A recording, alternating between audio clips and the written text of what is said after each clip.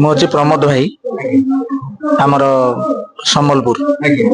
କଣ କହିବେ ଆଜି ଯେହେତୁ ଆପଣ ଆମେ ଦେଖିଛେ ଏଠି ଯୋଉ ବଗାର ସ୍ୱର୍ଣ୍ଣ କ୍ଷେତ୍ର ଅଛି ଆପଣ ଆସି ପହଞ୍ଚନ୍ତି। ଆଜି ସ୍ନାନ ଯାତ୍ରା ଚାଲିଛି ପ୍ରଭୁଙ୍କର, ତ ଲକ୍ଷାଧିକ ବା ହଜାର ହଜାର ଭକ୍ତ ମାନେ ସମାଗମ ହୋଇଛନ୍ତି। ପୂର୍ଣ୍ଣତୟା ପବିତ୍ର ଜରିଆ ନଦୀରୁ ଜଳ ଆଣିକି ଏଠି ସ୍ନାନ କରୁଛନ୍ତି। ତ ଏଇ ପରିପ୍ରେକ୍ଷୀରେ କଣ କହିବେ ଯେହେତୁ ପ୍ରଭୁଙ୍କ ପାଦ ପଦ୍ମକୁ ଆଜି ଧୌତ କରୁଛନ୍ତି, କଣ କହିବେ? ନିଶ୍ଚିନ୍ତ ଭାବରେ ଆଜ୍ଞା, ଆପଣ ଯୋଉ ପ୍ରଶ୍ନ କରିଛନ୍ତି, ଆଜି ପଞ୍ଚସଖାଙ୍କ ବିରଚିତ ଆଜି ଓଡିଆ ମାଳିକା ଯେତେ ଯଦି ଆମେ ସବୁକୁ ପାଠ କରିବା, ତେବେ ପଞ୍ଚସଖା ଅଚ୍ୟୁତ ଅନନ୍ତ ବଳରାମ ଯଶବନ୍ତ ଜଗନ୍ନାଥ ତାଙ୍କର ଅନେକ ମାଳିକାରେ ପ୍ରଭୁଙ୍କର ମର୍ତ୍ତ୍ୟ ଅବତରଣର ଯୋଉ ମର୍ତ୍ତ୍ୟାବତରଣ କରିଛନ୍ତି, ଧରାପୃଷ୍ଠକୁ ମାନବ ଲୀଳା ସଂରଚନା କରି ଚାଲିଛନ୍ତି। ଏବଂ ସେଇ ପରିପ୍ରେକ୍ଷୀରେ ଆଜି କଳି ଯୁଗରେ କଳି ଯୁଗ ହଉଛି ପାଦର ଯୁଗ। ତେଣୁ ଏଇ ଯୁଗରେ ପ୍ରଭୁ ସ୍ୱୟଂ ମହାପୁରୁଷ ଅଚ୍ୟୁତାନନ୍ଦ ଲେଖି ଦେଇଥିଲେ ଏ ବିଷୟରେ ଯେ ବିରାଟ ପୁରୁଷ କଥା ମନ ମଧ୍ୟ ହେଜ, ସୃଷ୍ଟି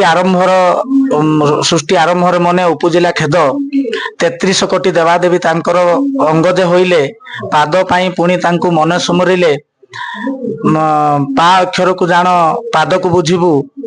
ତେଣୁ ପାପୀକୁ ଯିଏ ଦୟା କରିପାରେ ଏବଂ ପାପକୁ ଯିଏ ଦହନ କରିପାରେ ସିଏ ହଉଛି ପାଦ। ତେଣୁ ଆଜି ଶ୍ରୀ ଗୁରୁ ନିଜେ ଧରାପୃଷ୍ଠରେ ଯେତେବେଳେ ଅବତରଣ କଲେ, ଏ କଳି ଯୁଗରେ ପାପୀ କି ସେ ଦୟା କରିଛନ୍ତି, ପାପକୁ ଦହନ କରିଛନ୍ତି ଏବଂ ସମଗ୍ର ବିଶ୍ୱକୁ ସମଗ୍ର ସୃଷ୍ଟି କି ସେ ଉଦ୍ଧାର କରିପାରିଛନ୍ତି ଏ ପାଦକୁ ଦର୍ଶନ ଦେଇକିରି।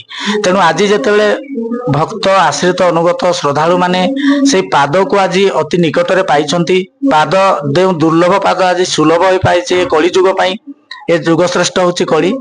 ତେଣୁ ଏ କଳି ଯୁଗରେ ଯୋଉ ପାଦ ସବୁ ଭକ୍ତ ଶ୍ରଦ୍ଧାଳୁ ମାନେ ପାଇପାରିଛନ୍ତି, ତେଣୁ ଆଜି ଅତି ଆନନ୍ଦ ଉଲ୍ଲାସର ସହିତ ଭାବ ଭକ୍ତିରେ ଶ୍ରଦ୍ଧାରେ ସେମାନେ ଆବେଗିତ ପୁଲକିତ ହେଇ ପ୍ରଭୁଙ୍କର ଶ୍ରୀପାଦକୁ ଆଜି ଧୌତ କରି ଆଶୀର୍ବାଦ ନେଉଛନ୍ତି। ଏବଂ ଅଗଣିତ ଶ୍ରଦ୍ଧାଳୁ ଭକ୍ତ ମାନଙ୍କର ଆବେଗ ଭରସା ବିଶ୍ୱାସ ଅତୁଟ ଭାବରେ ଆଜି ସ୍ୱର୍ଣ୍ଣକ୍ଷେତ୍ର ଧାମରେ ରହିଛି।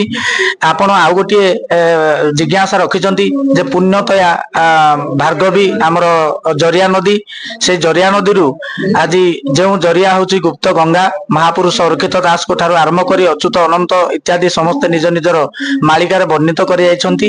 ସେଇ ପୁଣ୍ୟତୟା ଭାର୍ଗବୀ ତଥା ସେଇ ଜରିଆରୁ ଜଳ ଆଣି ଆଜି ପ୍ରଭୁଙ୍କର ସେ ମହାସ୍ନାନରେ ଆଜି ଆମେ ଅଗଣିତ ଶ୍ରଦ୍ଧାଳୁ ଭକ୍ତ ଭାଗ ନେଇ ଆଜି ଆମ ଜୀବନ ଏବଂ ଜନ୍ମକୁ ଆମେ ଦୁର୍ଲଭ କରିପାରିଛୁ।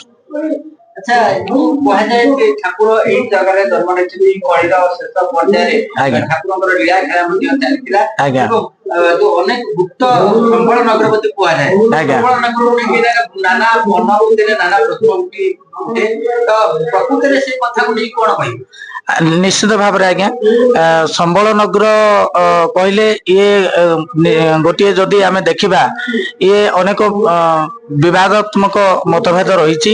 କାହିଁକି ନା ତାର ଯଥାଯଥ ଭାବରେ ତାକୁ ଯଦି ପୁଙ୍ଖାନୁପୁଙ୍ଖ ମାଳିକାକୁ ଯଦି ଆମେ ଅବଲୋକନ ନ କରିପାରିବା, ତେବେ ଆମେ ସନ୍ଦେହରେ ପଡିବା। ସମ୍ବଳ ନଗର ହଉଛି ଆକ୍ଚୁଆଲି ଖ୍ୟାତ ଯେ ସମ୍ବଳ ନଗର, ଗୁପ୍ତ ଯେ ଖ୍ୟାତ ଯେ କମଳପୁର, ଗୁପ୍ତ ଯେ ସମ୍ବଳ। ତେଣୁ ଏଠି ସମ୍ବଳ ନଗରଟା ଗୁପ୍ତ ଭାବରେ ଥିବ, ଯାହାକି ବ୍ୟାଖ୍ୟା କରିବା ପାଇଁ ଅନେକ ସମୟ ଲାଗିବ ଶାସ୍ତ୍ର ମାଳିକା ଅନୁସାରେ। ତେଣୁ ଗୁପ୍ତ ଭାବରେ ସମ୍ବଳ ନଗର ଆଜି ଏଇ ବଗାର ଧାମ ବା ମାହାଙ୍ଗାର ଏ ବଗାର ପଲ୍ଲୀ ସମ୍ବଳ ନଗର ବୋଲି ମହାପୁରୁଷ ମାନେ ଅନେକ ମାଳିକାରେ ରାଶି ରାଶି ପ୍ରାମାଣିକ ତଥ୍ୟ ସବୁ ଉପସ୍ଥାପନ କରି ଯାଇଛନ୍ତି। ତେଣୁ ଆମେ ଯଦି ଭଲ ଭାବରେ ମାଳିକାକୁ ଅବଲୋକନ କରିବା, ତାକୁ ବିଶ୍ଳେଷଣ କରିବା, ତେବେ ଏଇ ବଗାର ମାଟି ବା ମାହାଙ୍ଗାର ପୁଣ୍ୟ ପବିତ୍ର ମାଟି ଇଏ ହଉଛି ଗୁପ୍ତ ସମ୍ବଳ ନଗର, ଯେଉଁଠାରେ ନିଜେ ସ୍ୱୟଂ ପ୍ରଭୁ ଧରାବତରଣ କରି ଏ କଳି ଯୁଗର ଲୀଳାକୁ ସମାପନ କରିବେ। ସିଦ୍ଧାନ୍ତ ବଚନ ତାଙ୍କର, ସେ ସିଦ୍ଧାନ୍ତ ନେଇକିରି ଆସିବେ, ମୀମାଂସା ନେଇକିରି ଆସିବେ। ଗୋଟିଏ ଯୁଗର ନୁହେଁ, 4 ଯୁଗର ମୀମାଂସାକୁ ସେ ଉପସ୍ଥାପନ କରି ଜନଜଗତକୁ ସେ ଆଶୀର୍ବାଦ ପ୍ରଦାନ କରି ଚରମ ସ୍ଥାନକୁ ନେଇଯିବା ପାଇଁ ପ୍ରଭୁଙ୍କର ସେ ଗୁରୁ ସୂତ୍ର ପ୍ରଦାନ କରିକି ଯାଇଥିବେ, ଯାହାକି ଆପଣ ଅନ୍ୟାନ୍ୟ ଯେତେ ପୁରାଣ ଶାସ୍ତ୍ରରେ ଖୋଜିଲେ ମଧ୍ୟ ପାଇବେ ନାହିଁ। ଯେ ଚରମ ପ୍ରାପ୍ତି କରିବାର ବାଟ ଅନ୍ୟଥା କୌଣସି ଗୁରୁ ପ୍ରଦାନ କରିନାହାନ୍ତି। ଆପଣ ଏଇଠି ପାଇବେ ପ୍ରଭୁଙ୍କ ଠାରୁ। ସେଥିପାଇଁ ବୋଧ ହୁଏ ପ୍ରଭୁ ନିଜେ ମଧ୍ୟ ପୂର୍ବରୁ ଅନେକ ଚରମ ଲେଖି ଦେଇଛନ୍ତି, ସେଥିପାଇଁ ପୁସ୍ତକ ନାଁ ମଧ୍ୟ ଚରମ। ଆଜ୍ଞା, ନିହାତି ଠିକ କହିଲେ। ଚରମ ସୁଧାବାର ତା କାଗଜରେ ହେବ, ଜାଣିଥା ଅଚ୍ୟୁତି ମୋର ଗୁପତ ଦରବ।